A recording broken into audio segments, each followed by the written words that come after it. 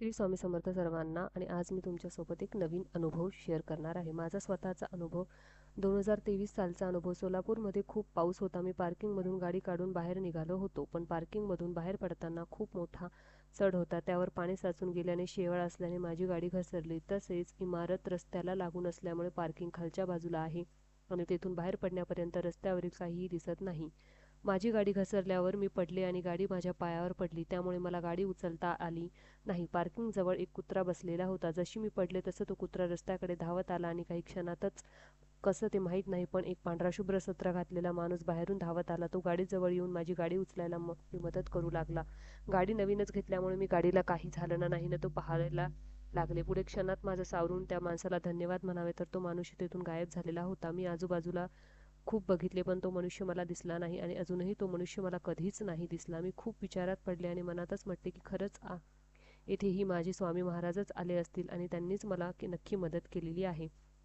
आणि बोधवैराग्यातून सारा परमार्थ लटका आहे. पक्ष्यांची पिल्ले त्यांच्या पंखाखाली वाढतात, त्याप्रमाणे घरातल्या माणसांना आपण प्रेमाच्या आश्रयात ठेवावे. आपण त्यांच्यावर प्रेम करतो याची जाणीव ज्याला असेल तोच दोष काढलेला त्याला पोचत नाही. आईने मुलाचे दोष त्याला सांगितले तरी त्याला त्याचे वाईट वाटत नाही. रोग्याच्या अंगातला ताप निघाला की त्याला शक्तीचे औषध लागू पडते, कारण शक्ती येणे हे स्वाभाविक आहे. त्याचप्रमाणे अंतःकरण शुद्ध झाले की परमार्थ सोपा बनतो. परमार्थात मनाचे कष्ट आहेत, कारण आपल्याला मनाच्या आजपर्यंतच्या सवयीच्या उलट जायचे आहे आणि म्हणूनच परमार्थाला अगदी स्वतःपासून सुरुवात करायची आहे. आतमध्ये भगवंताचे अनुसाधन ठेवून बाहेरून प्रवृत्ती करण्याचा जो प्रयत्न करेल त्याला परमार्थाचा अनुभव लवकर येईल. मन जरा भगवंतापासून बाजूला झाले की इतर विषयाचे त्याच्यावर घालाघातच म्हणून समजावे.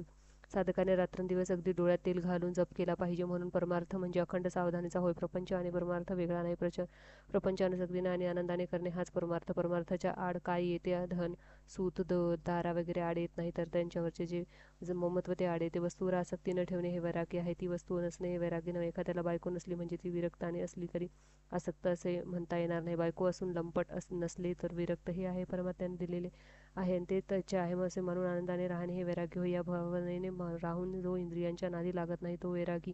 वैराग्य वाचून सारा परमार्थ लटका आहे. कोणतीही गोष्ट अभ्यासाने साध्य होत असते.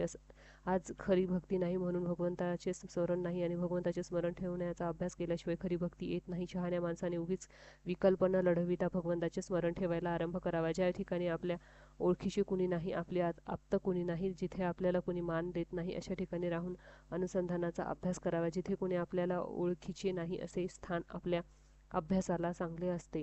आजचा अनुभव कसा वाटला ते नक्कीच सांगा. श्री स्वामी समर्थ. जय जय स्वामी.